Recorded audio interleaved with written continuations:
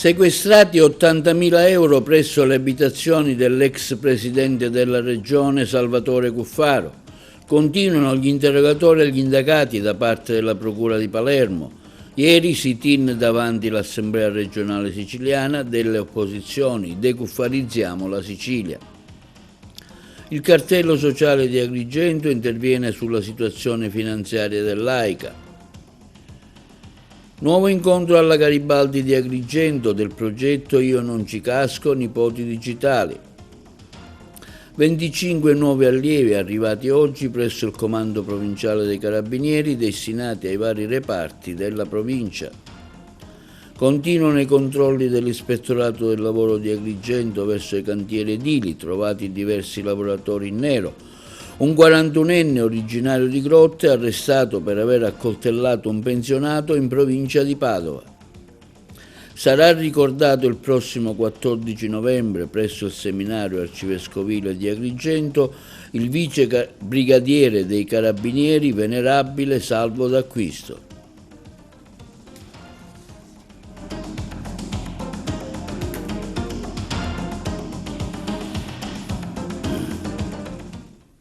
Buongiorno, benvenuti con un nuovo appuntamento di oggi, 12 novembre, mercoledì, del nostro TV Notizie. I carabinieri del ROS hanno sequestrato circa 80.000 euro in contanti all'ex presidente della regione Salvatore Cuffaro, indagato insieme ad altre 17 persone, tra cui l'ex ministro Saverio Romano, per associazione a delinquere, turbata libertà degli incanti e corruzione. Il denaro è stato trovato nel corso di diverse perquisizioni disposte dalla Procura della Repubblica di Palermo. Parte era conservato in alcune casseforti della casa di Palermo di Cuffaro, parte nascosto nella sua tenuta di San Michele di Ganzeria nel Catanese, il nostro servizio. Nell'ambito dell'inchiesta Mala Sanità sono stati sequestrati 80.000 euro in contanti all'ex governatore Totò Cuffaro. Parte del denaro era conservato in alcune casseforti della casa di Palermo e parte nascosto nella sua tenuta di campagna di San Michele di Ganzeria. Una metà li hanno trovati nelle due casseforti dello studio e in un mobile di casa, il resto era nascosto in un armadio nella sua tenuta nel Catanese. In tutto 80.000 euro in contanti, somma di cui certamente l'ex presidente Cuffaro, indagato per associazione a delinquere, corruzione e turbata libertà degli incanti, sarà chiamato a rendere conto nell'interrogatorio preventivo davanti al GIP di Palermo venerdì prossimo. Il denaro è stato sequestrato dai carabinieri del ROS che hanno perquisito l'abitazione di Palermo e quella di campagna, oltre agli immobili di altri 16 indagati. L'unico a non subire la visita dei militari al momento è stato Saverio Romano. Per lui, che è un parlamentare, sarebbe necessaria l'autorizzazione a procedere che il giudice per le indagini preliminari potrebbe chiedere dopo l'interrogatorio. Per l'accusa, Cuffaro, insieme a un gruppo di fedelissimi e a imprenditori e funzionari regionali compiacenti, avrebbe gestito appalti, concorsi pubblici e disposto a tavolino le nomine dei vertici delle aziende sanitarie di mezza Sicilia. L'ex presidente, dopo la notifica della richiesta di arresto, ha lasciato la carica di segretario nazionale del partito. Sarebbe stato dunque al centro di un comitato d'affari illegali che avrebbe condizionato la vita politica e amministrativa siciliana. Fatta eccezione per circa 30.000 euro relativi alla vendita di prodotti agricoli regolarmente fatturati, si tratta di banconote oltremodo datate, usurate e inutilizzabili, hanno fatto sapere i legali degli indagati, gli avvocati Marcello Montalbano e Giovanni Di Benedetto. Davanti al GIP intanto sono cominciati gli interrogatori preventivi dei coindagati dell'ex presidente coinvolti nel capitolo dell'inchiesta sulla gara di appalto per l'affidamento dei servizi di ausiliarato e reception bandita dall'ASP di Siracusa e illegittimamente assegnata, secondo i pubblici ministeri, alla Dussmann Service Srl per l'accusa dietro all'aggiudicazione che sarebbe dovuta andare alla ditta PFE, ci sarebbe stato un accordo criminoso volto a favorire la Dussmann e l'impresa di Sergio Mazzola che ha ricevuto un subappalto, la Euroservice Srl, sponsorizzata da Romano.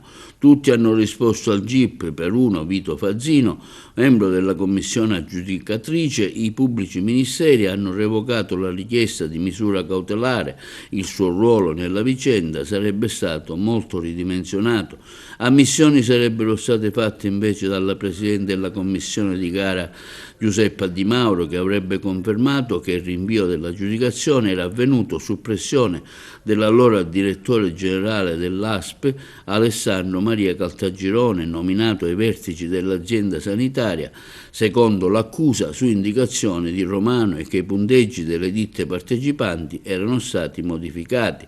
Ferdinando Aiello, consulente che avrebbe mediato tra l'impresa e l'azienda sanitaria, ha invece respinto ogni accusa, mentre Mazzola ha negato di essere stato sponsorizzato da Romano e ha sostenuto che il subappalto non sarebbe stato economicamente sostenibile per la sua ditta. Inoltre sono stati interrogati anche l'addetto commerciale della Dussmann, Marco Dammone, che ha ridimensionato il suo ruolo nella società, negando di avere stretto accordi illeciti sull'appalto, e il legale rappresentante della società Mauro Marchese, che ha respinto le accuse. E sempre in tema di malasanità si è svolto ieri un sit-in davanti all'Assemblea regionale siciliana dal titolo "Decuffarizziamo la Sicilia", a cui hanno partecipato le forze dell'opposizione. Ce ne parlano meglio i colleghi di Palermo.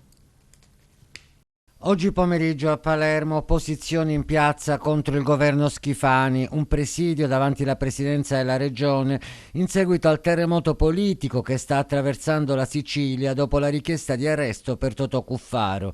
Non sono bastate alle opposizioni le revoche degli incarichi da parte del presidente Schifani ai 2 assessori in quota alla nuova DC, e così il dissenso ha preso forma davanti Palazzo d'Orléans. Esponenti di tutti i partiti di opposizione hanno chiesto di voltare politicamente pagina. Saranno le prossime settimane gli eventuali sviluppi delle vicende giudiziarie a chiarire se la manifestazione di oggi è un atto politico dovuto o l'inizio di un percorso che porterà al voto i siciliani. Difendere la democrazia, una democrazia che è stata mortificata in questa terra da chi ha pensato di confondere gli affari privati, i legami anche con pezzi di criminalità, la corruzione, ha confuso questo con l'amministrazione della cosa pubblica. Noi oggi siamo qua per chiedere finalmente per la Sicilia un po' di giustizia. Le dimissioni di questo governo, un governo di indagati, non possono scaricare le loro responsabilità solo sulla DC di Cuffaro, e quindi che questo governo vada a casa per ridare un po' di dignità alla Sicilia. Si pone un'enorme questione morale. La notizia che oggi tutto il campo progressista, tutte le forze alternative al governo della regione sotto Palazzo d'Orléans chiedono le dimissioni di Schifani per una questione morale che non è affrontata, che attorno a cui gira il governo regionale. Vedete le dimissioni, la revoca dei 2 assessori della Democrazia Cristiana, della nuova Democrazia Cristiana, non risolvono il problema. C'è una culpa in vigilando di Schifani dall'inizio della legislatura, perché tutti questi fatti gravissimi a cui facevate riferimento sulla questione morale sono accaduti per una negligenza del governatore. Per questo noi riteniamo che non ci sono più le condizioni di credibilità del governo della regione, per questo Schifani deve andare a casa. Mi sento di dare solidarietà a Totò Cuffaro e alla DC. Dice, ma può essere mai che la Vardera dà solidarietà a Totò Cuffaro e alla DC? Sì, è incredibile, perché il presidente Schifani ha utilizzato con loro un trattamento diverso rispetto a quello che accade con Fratelli d'Italia, l'assessore indagata, con San Martino, anche lei indagato, quindi per assurdo, chiaramente il mio è un ossimoro, una provocazione, il presidente Schifani doveva utilizzare lo stesso metodo che non ha utilizzato. Ovviamente andava fatta fuori la DC politicamente, ma ci aspettiamo che il passo venga fatto anche con gli altri partiti, e ce ne sono tantissimi, ma il vero tema è, come si dice a Palermo, uso un termine improprio, lo faccio apposta, che il pesce fa puzza dalla testa e lui deve prendersi la responsabilità. E questo è un segnale importantissimo per dare speranza ai siciliani, perché un'alternativa possibile a questo governo esiste, la si deve costruire, e siamo qui per cercare tutti insieme di portare avanti un percorso che finalmente liberi la Sicilia da questo centrodestra. Riteniamo che la Sicilia ha bisogno davvero di una grande stagione di cambiamento e di innovazione, perché la questione etica e morale ormai sta penetrando sempre più forte dentro la nostra macchina amministrativa, sta pervadendo tanti spazi dell'agire politico e amministrativo, e quindi noi abbiamo bisogno di scrivere una nuova stagione. Il cartello sociale di Agrigento, composto dall'Ufficio Pastorale Sociale del Lavoro, CGIL, CISL UIL, interviene in merito all'incontro promosso dal Consiglio di amministrazione dell'AICA, svoltosi ad Agrigento, alla presenza dei sindaci, soci, deputati agrigentini e delle organizzazioni sociali. Il nostro servizio. Il cartello sociale di Agrigento, composto dall'Ufficio Pastorale Sociale del Lavoro, CGIL, CISL UIL, interviene in merito all'incontro promosso dal Consiglio di amministrazione dell'AICA che si è svolto ad Agrigento alla presenza dei sindaci soci, deputati agrigentini e organizzazioni sociali. Nonostante la partecipazione numerosa dei primi cittadini, tra cui diversi appartenenti a comuni che da tempo non versano regolarmente le quote dovute per l'acqua prelevata, l'incontro non ha portato sostanziali novità. Alcuni sindaci, rassegnati di fronte alla complessità della situazione, hanno sottolineato la difficoltà di ottenere aiuti dalla Regione senza avere prima i conti in regola. In particolare il sindaco di Favara ha ribadito che senza il pagamento delle proprie bollette non si può chiedere sostegno alle istituzioni regionali. I deputati presenti si sono limitati a esprimere la loro disponibilità, ciascuno per la parte di competenza, in relazione ovviamente a ruoli ricoperti all'interno dell'ARS o del Parlamento nazionale. Il cartello sociale ha ribadito il proprio appello a tutti i sindaci, invitandoli a dimostrare concretamente la volontà di salvare la società pubblica, iniziando a rispettare i propri obblighi di pagamento. È stato inoltre ricordato che la Regione siciliana ha messo a disposizione 6 milioni di euro come prestito, somma che deve essere utilizzata in modo equo, evitando disparità tra i comuni virtuosi e morosi. Durante l'incontro il cartello sociale ha denunciato anche il comportamento di Siciliacque, società che dal 2004 gestisce il servizio idrico in provincia di Agrigento e che ha ricevuto nel tempo consistenti risorse pubbliche dalla Regione. Oggi tuttavia, proprio nel momento in cui il CDA di AICA, che gode la fiducia del cartello sociale per la sua azione slegata da logiche partitiche, sta tentando di risanare la società con atti concreti. Siciliacque ha intimato ad AICA di versare 22 milioni di euro di capitale più 5 milioni di euro tra interessi e spese legali.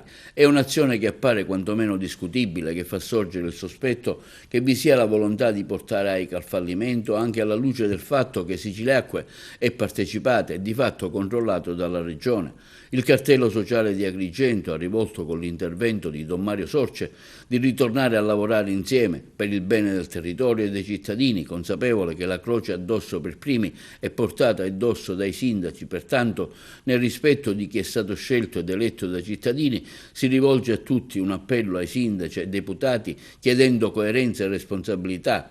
Le dichiarazioni di vicinanza e di solidarietà non bastano, è necessario passare ai fatti attivando le iniziative possibili per fermare questo tentativo di far fallire l'AICA e garantire il diritto dei cittadini agrigentini a un servizio idrico pubblico, equo e trasparente. Terza tappa oggi ad Agrigento, Io non ci casco, nipoti digitali, organizzato dal Comune presso l'Istituto Agrigento Centro, sezione distaccata della Scuola Garibaldi, che ha visto un'ampia partecipazione di genitori e nonni degli alunni che frequentano la scuola. L'evento l'abbiamo seguito. Una nuova tappa oggi nell'ambito del progetto Io non ci casco, nipoti digitali, presso l'Istituto Agrigento Centro, plesso distaccato della Garibaldi. Ecco, già stiamo vedendo tanti genitori, tanti nonni prendere posto, perché evidentemente sono interessati e coinvolti importante da parte dei propri genitori e figli. Continua il nostro tour nelle scuole agrigentine per presentare la campagna di informazione e sensibilizzazione del progetto Io non ci casco. Sta andando benissimo, la prima tappa all'Anna Frank, ieri siamo stati alla Mondalcini, oggi nel plesso Agrigento Centro, nell'Istituto Garibaldi, si prevede un'altra bellissima giornata di collaborazione con gli alunni, soprattutto che saranno i nostri nipoti digitali. La presenza dei nonnini nelle scuole rappresenta proprio l'obiettivo che noi vogliamo raggiungere, cioè arrivare a loro per evitare l'odioso di cascare nell'odioso fenomeno delle truffe all'anziano. Oggi ci avete anche coinvolti il sindacato con un incontro nel pomeriggio presso la UIL. Il pomeriggio continua anche il tour itinerante nell'associazionismo presente in città, oggi saremo alle Guilli, poi successivamente alla CGL e alla CNA e saremo accompagnati passo passo dalla presenza delle forze dell'ordine, che sono i nostri ospiti speciali di tutte le iniziative, e grazie a loro daremo le opportune informazioni per quanto riguarda tutto quello che è il mondo delle truffe, soprattutto le truffe online. Oggi una nuova tappa del progetto Io non ci casco, nipoti digitali, organizzato dal Comune di Agrigento qui presso l'Istituto Agrigento Centro, Plesso Garibaldi. Abbiamo visto già la partecipazione di tanti genitori, di tanti alunni, segno che è un messaggio che va rivolto a loro, ma in particolare ai ragazzi, agli alunni. Sì, una tappa importante per il nostro istituto. Il progetto Io non ci casco aiuterà i nostri studenti a capire i pericoli online nella vita di tutti i giorni e diventeranno nipoti digitali, cioè spiegheranno ai loro nonni quali sono le truffe, i raggiri a cui possono andare incontro per tutelarli e difenderli. Sicuramente un momento di educazione civica e di formazione per diventare cittadini attivi e responsabili. Sì, oggi siamo al nostro terzo appuntamento all'Istituto Garibaldi, Agrigento Centro del Comune di Agrigento. I ragazzi partecipano con grande entusiasmo, anche perché molti dei ragazzi già sono venuti in rappresentanza della conferenza stampa e hanno partecipato alla realizzazione, all'avvio di questo progetto. L'aspetto più importante dell'attività progettuale è proprio quello che sta passando il messaggio dei nipoti digitali, cioè attraverso i ragazzi stiamo riuscendo ad approcciare i nonni e quindi a stare più attenti alle truffe e ai raggiri. Sentiamo un nonno presente a questa iniziativa e con il suo punto di vista, come ritiene questa iniziativa del Comune relativamente a questo progetto Io non ci casco? Assolutamente valido, ritengo che sia giusto che si continui a fare in tutte le scuole. Lei è qui perché suo nipote è stato coinvolto da suo nipote? Assolutamente sì, certo. Come valuta questa iniziativa? Ecco, lei qui ha sua figlia e ha voluto essere presente? Assolutamente straordinaria, trovo che siano iniziative lodevoli perché riescono a coinvolgere le nuove generazioni e le vecchie generazioni creando un ponte importante, questo ovviamente con l'ausilio delle forze dell'ordine che insomma, riescono a spiegare anche ai ragazzi l'importanza di alcuni loro gesti e di come possono aiutare i loro familiari più cari. È stato coinvolto da suo nipote? Certamente. Ecco, come ritiene questa iniziativa? Ma mi sembra utile per la prevenzione di queste truffe. Lei ha sentito parlare di qualche caso che si è verificato, non so, che l'ha interessata magari? No, così, ho sentito nei telegiornali, nelle varie trasmissioni televisive. Buongiorno ragazzi, come va? Come sapete siamo tutti insieme per parlare di truffe agli anziani. Purtroppo può succedere che qualcuno cerchi di imbrogliare, chi vi contatta online, chi chiama al telefono o addirittura chi suona alla porta fingendo di essere qualcuno che non è. Che ne dite? Aiutiamo i nonni a riconoscere chi prova a imbrogliarli? Ogni piccolo consiglio che darete ai nonni sarà importante. Il Comando Provinciale dei Carabinieri di Agrigento accoglie 25 nuovi militari destinati ai vari reparti della provincia e servizio. Nella mattinata odierna presso il Comando Provinciale dei Carabinieri di Agrigento il comandante provinciale Nicola De Tullio ha ricevuto 25 carabinieri assegnati ai reparti del territorio agrigentino al termine del periodo formativo presso le scuole allievi dell'Arma. Il comandante, nel dare ufficialmente il benvenuto ai nuovi giunti, ha rivolto loro gli auguri per un proficuo lavoro, ribadendo l'importanza della costante vicinanza ai cittadini e del quotidiano impegno a tutela della collettività. I militari destinati a potenziare i presidi territoriali e a garantire un più efficace controllo del territorio sono stati così ripartiti: 3 al reparto territoriale di Sciacca, 8 alla compagnia di Agrigento, 5 a quella di Cammarata, 2 alla compagnia di Canicattì e 7 a quella di Licata. L'arrivo di nuovi carabinieri consentirà pertanto di rafforzare ulteriormente la presenza dell'arma sul territorio, in particolare nei centri urbani e nelle aree rurali della provincia, a beneficio della sicurezza dei cittadini e della prossimità ai bisogni delle comunità locali. Il personale dell'Ispettorato Nazionale del Lavoro Sicilia in servizio ad Agrigento è stato impegnato nei giorni scorsi in una serie di controlli nel settore dell'edilizia. In un cantiere del capoluogo sono state trovate intente ad operare 2 ditte, una è risultata priva della patente a crediti e pertanto gli ispettori, oltre alle sanzioni, hanno imposto alla stessa l'allontanamento del cantiere con prescrizione a non operare in altri cantieri fino all'ottenimento della patente. Sanzionato anche il committente dei lavori per non avere verificato il possesso della patente da parte dell'impresa. A carico della seconda ditta invece sono state rilevate violazioni in materia di salute e sicurezza nei luoghi di lavoro, mancanza di parapetti e tavoli fermapiede nelle scale fisse in costruzione ed è stato pertanto adottato un provvedimento di prescrizione con ammende per oltre 1.700 euro. Ha accoltellato e rapinato un pensionato di 77 anni all'interno del cimitero comunale di Borgo Veneto, in provincia di Padova. Si tratta di un 41enne agrigentino originario di Grotte, è stato bloccato e arrestato in provincia di Verona dopo la fuga. La sanguinosa rapina è avvenuta il 10 novembre a Saletto di Borgo Veneto. Per risalire al responsabile fondamentali sarebbero state le immagini della videosorveglianza e qualche preziosa testimonianza raccolta nell'immediatezza dei fatti. Il 41enne originario di Grotte è stato portato in carcere, dovrà rispondere dell'accusa di rapina aggravata e lesioni personali aggravate. L'agrigentino ha agito con il volto parzialmente travisato da un passamontagna, ha avvicinato l'anziano mentre si trovava all'interno del cimitero per una preghiera e per porgere un fiore di fronte alla tomba di un proprio caro.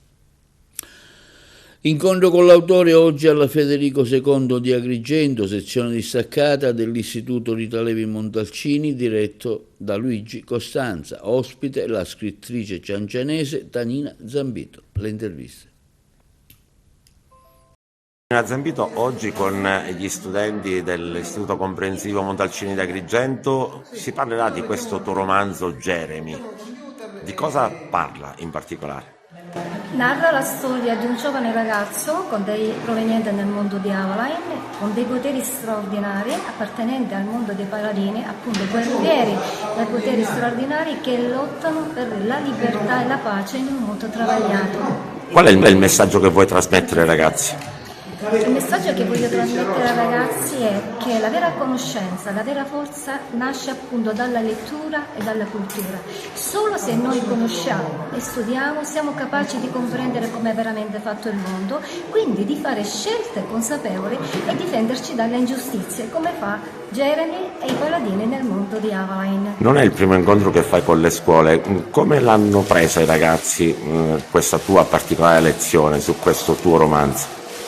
Questo romanzo è diventato oggetto di studio per le scuole perché è un connubio tra fantasia e realtà. Praticamente io spingo i ragazzi a capire che la vera forza nasce non solo dalla magia, ma soprattutto dalla cultura e dalla lettura. Quindi i ragazzi si immergono in questo mondo di fantasia, ma nello stesso tempo comprendono quanto sia veramente importante il valore della cultura dei nostri antenati, da cui attingere appunto ispirazione e forza per il nostro futuro. In un periodo dove i ragazzi sono più assorbiti dai cellulari anziché dai libri. Ecco perché è importante portare avanti il mondo della lettura e della cultura, ma si deve fare appunto coinvolgendo i ragazzi tramite delle letture che possono incentivare la curiosità.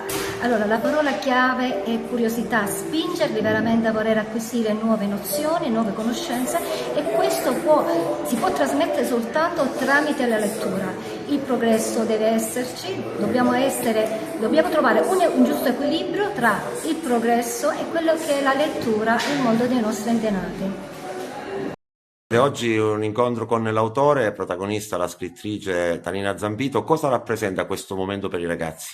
Ma secondo me è un momento molto importante e particolare, perché i ragazzi devono capire, ormai che sono nativi digitali, devono capire che la lettura di un libro diventa qualcosa di fondamentale, atteso che un libro dà emozione, dà sentimento. Oggi abbiamo qui il piacere di avere la scrittrice Zambito che parlerà del suo libro e, ripeto, avrà un momento di confronto con i ragazzi, e questo credo che sia fondamentale, le ripeto, perché loro possono esprimere le loro sensazioni, le loro emozioni, i loro sentimenti, e capire che la lettura è fondamentale per la crescita, per la loro crescita. Per la serie meglio un libro che il cellulare. Io questo noi come scuola ci battiamo da sempre, atteso che i ragazzi ormai sono presi dai mezzi, dai cellulari, dai mezzi informatici, e quindi come tale a volte si distaccano da quella che è la realtà reale. Per cui dico, inculchiamo sempre nelle giovani generazioni il senso del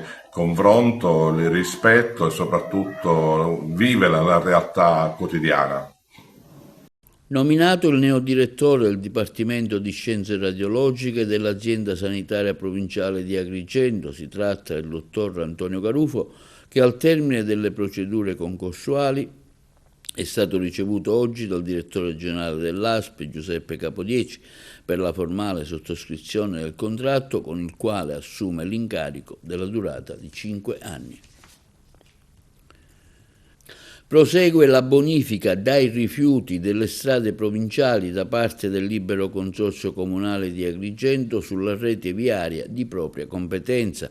Particolarmente rilevante la rimozione di 28.000 kg di amianto negli ultimi 4 mesi di attività da parte dell'impresa aggiudicataria dell'accordo quadro biennale per la bonifica dei rifiuti sulla rete viaria provinciale. Questo materiale, particolarmente pericoloso per la salute dei cittadini, è stato trattato e conferito nel centro di stoccaggio di Carini.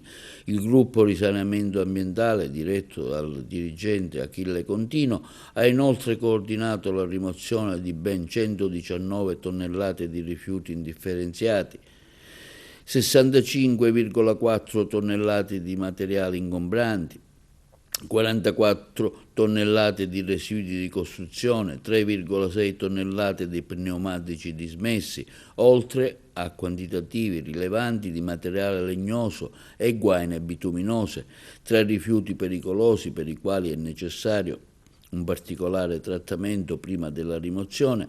Segnaliamo oltre 24 tonnellate di rifiuti contaminati in seguito a combustione. L'azione di risanamento ambientale è stata finanziata nel biennio dal Libero Consorzio di Agrigento con oltre 400.000 euro. Finanziato dalla Sovrintendenza di Catania il restauro da 200.000 euro per il luogo di culto della frazione di Santa Venerina, inagibile dal 2023 a seguito della caduta di calcinacci dalla cupola. Le videointerviste. Sì, è una giornata molto importante oggi per l'Inera, perché dopo 2 anni dalla chiusura della chiesa, oggi abbiamo riaperto questo tempio importante per la comunità. Grazie all'interessamento della Soprintendenza ai beni culturali e ambientali di Catania siamo riusciti ad ottenere solo un parziale restauro della chiesa, che è interessato principalmente il prospetto della facciata, quindi l'esterno, e la cupola, sia internamente che esternamente. C'è ancora tanto da fare, la comunità parrocchiale di Linera non sta con le mani in mano, ma sta cercando in tutti i modi, attraverso svariate iniziative e offerte spontanee, di raccogliere dei fondi per ottenere in futuro, spero presto, un finanziamento da parte dell'8 per 1000 per completare interamente l'opera e dare lustro pieno a questa chiesa così bella, così importante per questo centro. Sì, abbiamo messo in campo uno strumento ordinario che è quello della sommergenza quando si verificano situazioni come quelle che si sono verificate qua all'Inera, e abbiamo potuto mettere in campo tutta una serie di interventi proprio per contrastare tutta una serie di altri guasti che erano in corso. Strutturalmente la chiesa sta bene, ora abbiamo lavorato soprattutto per eliminare la forte umidità proveniente dai tetti, che ha fatto sì che si ammalorassero intonaci, stucchi e quant'altro. Ora la chiesa è sicura, è stata riaperta finalmente al culto, la comunità può godere della sua chiesa e noi guardiamo avanti per eventuali nuovi interventi, perché ancora c'è da fare qualche cosa, insomma c'è da fare parecchio per questa chiesa. Linea alla regia per la pubblicità.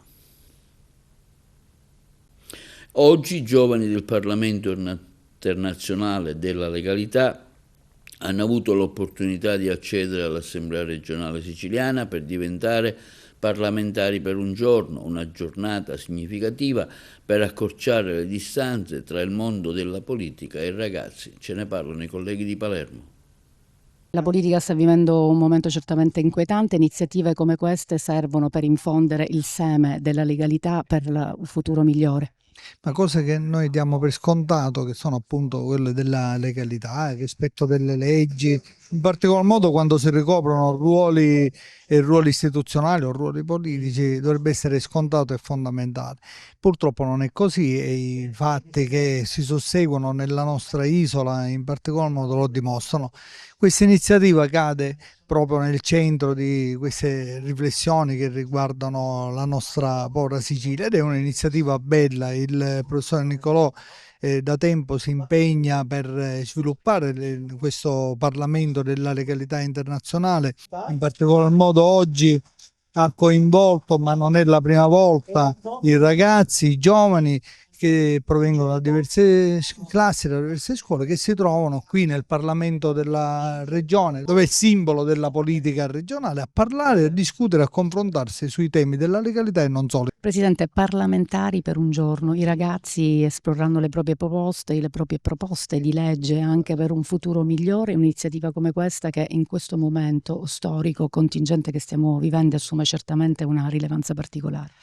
Bene sì, sono ragazzi che già da anni fanno un percorso culturale formativo grazie anche alla preziosa collaborazione del vicepresidente Salvatore Saldisco.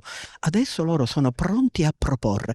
Guardate, la loro proposta è solo una. Vogliono una cultura della vita per dire no a ogni forma di odio, di violenza, cercano uomini liberi che non si possono né comprare né vendere e alla luce di tutti coloro che hanno versato sangue innocente, loro vogliono continuare a essere la voce di chi hanno cercato di bloccare una voce. Infatti avete notato che oggi abbiamo voluto ricordare le vittime di Nassiriya, ma nel loro cuore c'è tanta voglia di mettersi in gioco per dire che loro hanno tanti sogni negli occhi. A noi chiedono solo coraggio di non lasciarli soli. Vedete, noi siamo bravi a montare eventi. Abbiamo dimenticato che l'abbraccio, il bacio, il sorriso, la stretta di mano, anche dire prof mi dia un fazzoletto, sono quelle cose fondamentali, essenziali, ma che ti fanno dire da quale parte stare. E quindi al piombo dell'odio loro preferiscono l'amore, la solidarietà e la bellezza. E quindi chiudo con una battuta di Don Tonino Bello. Voi sparate i vostri cannoni e le vostre pistole, noi suoneremo le nostre campane. Per noi oggi è una giornata veramente molto importante perché siamo qui per la prima seduta del Parlamento della Legalità Internazionale e Multietnico ed essere proprio qui a Palazzo Reale, un luogo di governo, per noi è ancora una volta un'opportunità di seguire i valori fondamentali che purtroppo molti giovani non seguono più, i valori della legalità, della giustizia. C'è una proposta che avete lanciato oggi proprio da parlamentari per un giorno.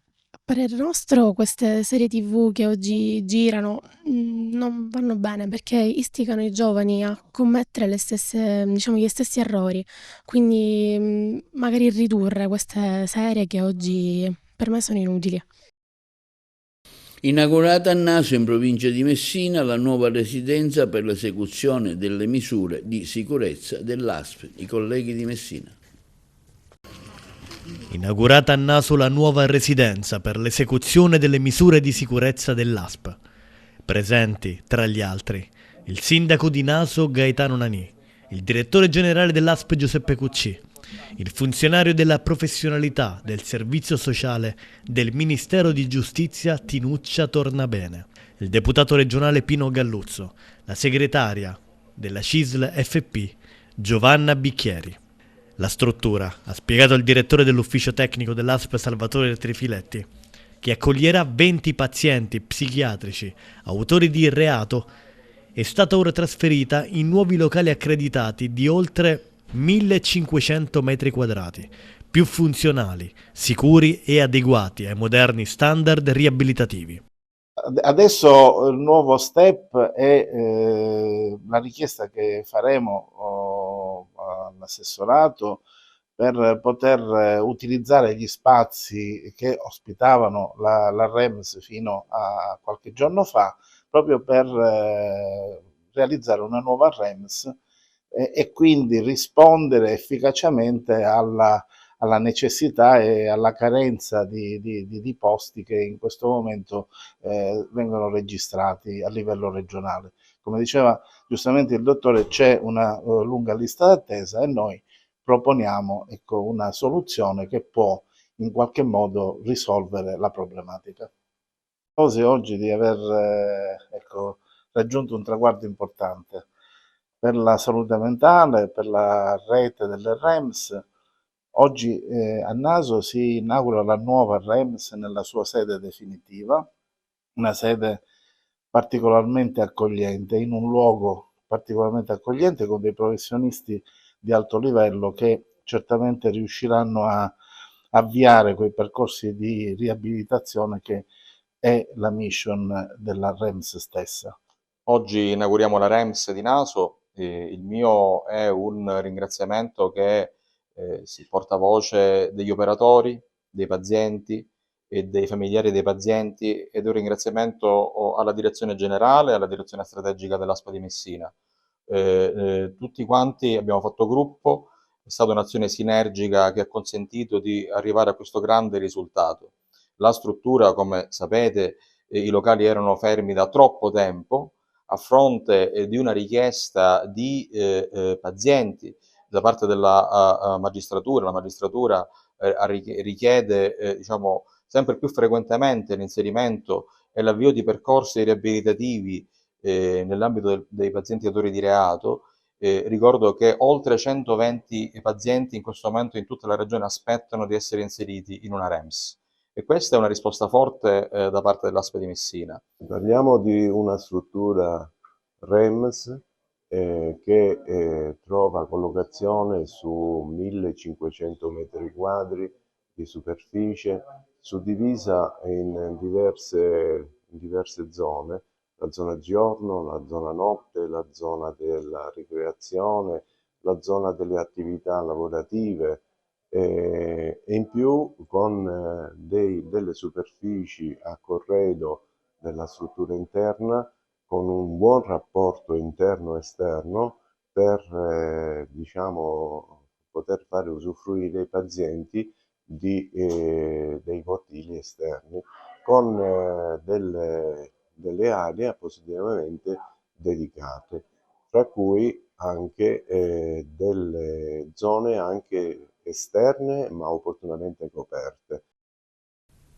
Il venerabile vice brigadiere dei Carabinieri Salvo D'Acquisto, che offrì la propria vita per gli abitanti del comune dove svolgeva il servizio facendosi fucilare dai nazisti, sarà ricordato venerdì 14 novembre alle ore 18 nel seminario di Agrigento.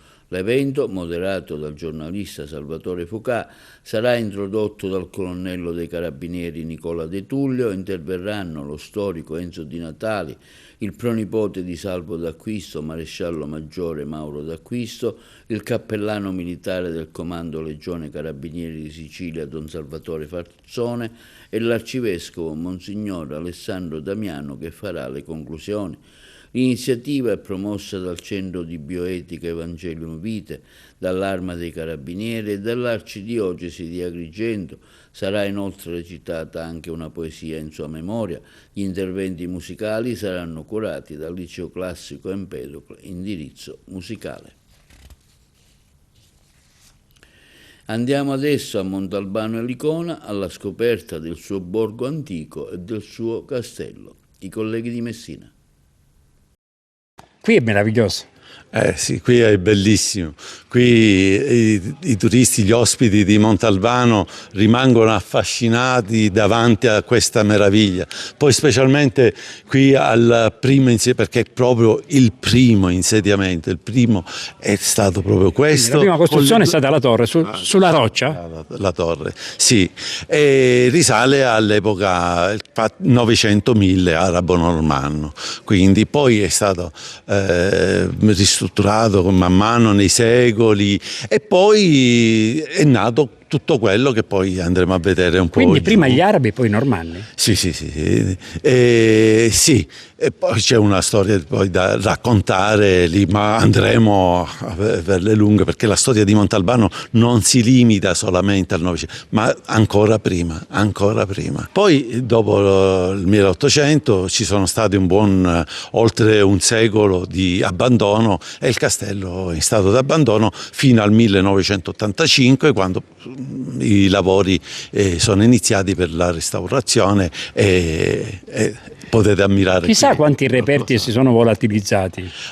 Tantissimi, come in ogni posto. Ma si trova ancora qualche moneta? Noi da ragazzini entravamo per giocare, era il nostro parco giochi e cercavamo il tesoro, cercavamo i passaggi segreti. Dai, che qualcosa hai trovato. Sì. Qualcosina, sì, qualche punta di freccia. Qui abbiamo una bella possiamo vedere tutto, estenderla anche fino al mare.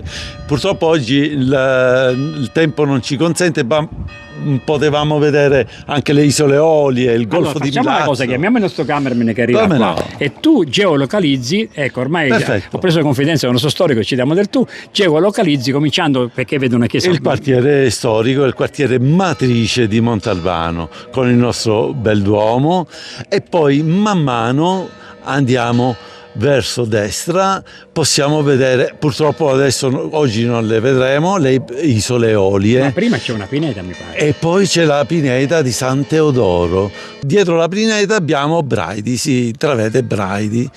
Quante sono le contrade? Le contrade abbiamo Braidi, Santa Maria, Santa Barbara. Girando abbiamo Milazzo, no? Milazzo non si vede tanto bene, il golfo di Milazzo. E sotto abbiamo poi la nostra bella Montalbano, la parte moderna, con anche un'altra pineta sopra. La pineta questa è dove viene fatta la rievocazione a Pasqua per quanto riguarda la crocifissione, il Monte Calvario. E poi abbiamo i megaliti, ancora più a destra si intravedono qualche megalite si intravede. Fantastico. E qui ancora alberi, e qui abbiamo il vostro torrente, in questo impluvio abbiamo il Monte Licona e dà il nome anche alla nostra bellissima Montalbano, sì. Montalbano e Licona, da Elikos, dal greco tortuoso, Monte Licona. Quindi il torrente che passa giù è Licona? È l'Elicona. E questo è tutto per TV Notizie di oggi. Vi ricordiamo che i nostri programmi si possono vedere in tutta Italia sul canale 268 del digitale terrestre per chi ha le smart TV, in streaming sul sito www.televideoagrigento.tv, il telegiornale sul canale 93 di Video Sicilia alle 15 alle 20 con replica la mattina alle 9. Inoltre i nostri servizi si possono visionare sul canale YouTube di TVA Televideo Agrigento. E questo è tutto per oggi e vi auguriamo una buona serata.